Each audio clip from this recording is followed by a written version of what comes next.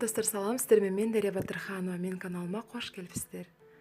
Ар бир кыздын башында эң маанилүү бир күн бар. Бул албетте турмушка аттануу. Бирок үлпөт тойго арналган макияж таңдоо оңойчулукка туура келбейт. Үлпөт тойго арналган макияж бир убакта назик, бир убакта табышмактуу болуу керек. Эң негизгиси туруктуу болуу керек. Бунун бардыгын мен сиздерге профессионалдык каражаттардын жардамы менен жасап көрсөтүп беремин. Анда эмесе бирге көрөлү. Көздүн айланасын мен Inglot'ун 49-номерде тоналкасы менен жаап чыктым. Андан соң мен кашын Bobbi Brown'дун 18-номердеги боёгу менен боеп чыктым. Эми биз кашынын асты жагын сөзсүз түрдө консилердин жардамы менен жаап чыгабыз жана тегиз кылып сызып чыгабыз. Бул MAC Prolong 20-номер. Андан соң бизде бул макияжда эң негизгиси бизде бир аз жылтыроо болуу керек. Ошондуктан мен Inglot'ун 118-номердеги пигменттин жардамы менен кашын асты жагын бир аз жылтыратып чыктым.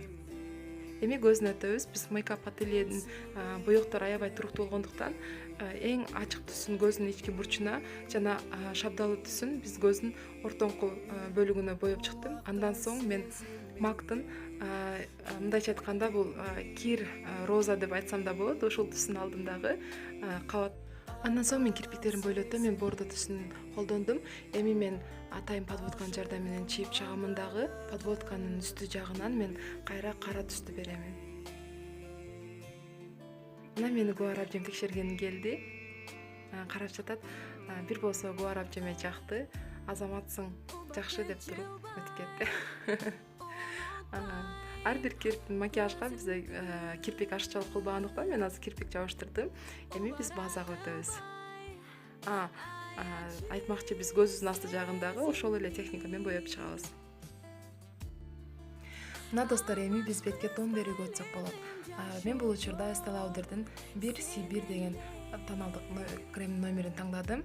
Сөзсүз түрдө бул бетибизде аябай жакшы жабат жана аябай туруктуу болот.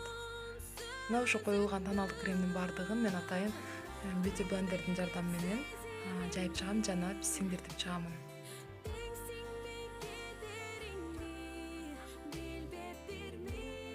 Достор, биздин макияжыбыз аябай сергүүн жана аябай жакшы дана көрүнүп туруу үчүн биз көзүбүздүн айланасына сөзсүз түрдө консилер иштетишибиз керек. Бул учурда бул MAC'тын Prolong 20-номердеги консилери бизге жардамга келет.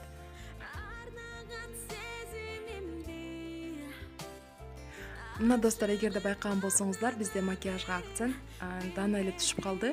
Эми ушул жыйынтыкты, ушул биздин макияжыбызды фиксациялоо кылуу максатында биз Атай Makeup Forever'нын транспарант тупасын жардамга чакырдык. Биз өзгөчө бетибиздин Т зонасын сөзсүз түрдө упалап чыгышыбыз керек.